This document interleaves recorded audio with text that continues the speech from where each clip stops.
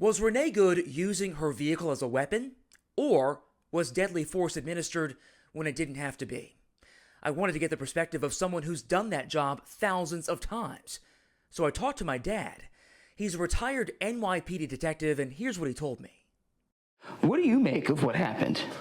I looked at that video, I would say probably 100 times since it happened, if not more.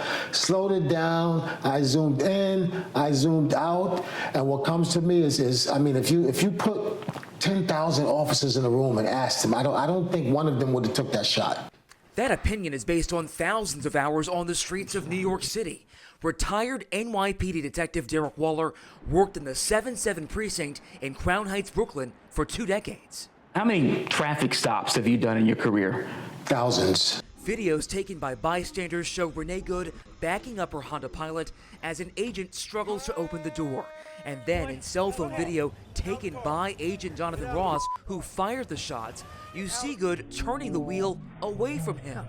Agent Ross opened fire 3 times. The second and third shots fired after Good had already driven away. You know, we're trained not to shoot at moving vehicles. That standard is not only taught in NYPD training, it's also reflected in federal use of force policy from the DOJ, which states firearms may not be discharged solely to disable moving vehicles. But on CNN, Homeland Security Secretary Kristi Noem insisted the shooting was justified because Ross feared for his life, even concluding just 2 hours after the shooting that Good was a, quote, domestic terrorist. She weaponized her vehicle to conduct an act of violence against a law enforcement officer and the public. How can you assert with certainty that she was trying to hurt the officer as opposed to she was trying to flee the scene?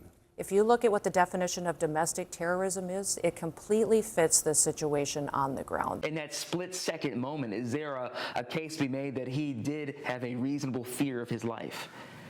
I don't think he can ever say, even if she did bump him, I mean, he's still standing, he's still walking, you know, then she gets arrested for that. A lot of stuff done wrong. They're trying to say that makes him look better. That video proves that he was hit by the car, that she was... No, it proves nothing.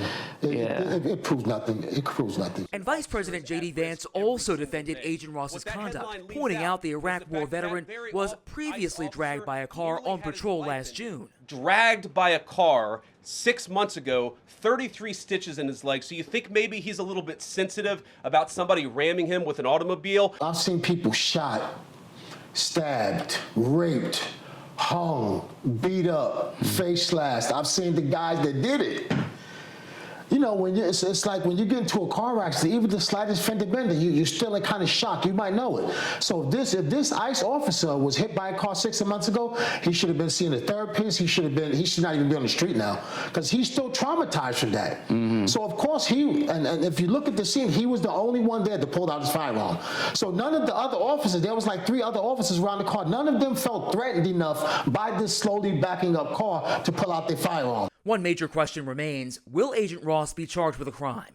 Well, that appears unlikely because of who is in charge of the investigation.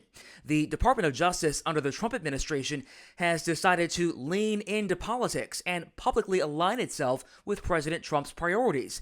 Add to that, the FBI has said it will handle the investigation exclusively, limiting state prosecutors from key evidence and testimony. That doesn't make charges impossible, but it does make it harder. And that, too, is now part of the story.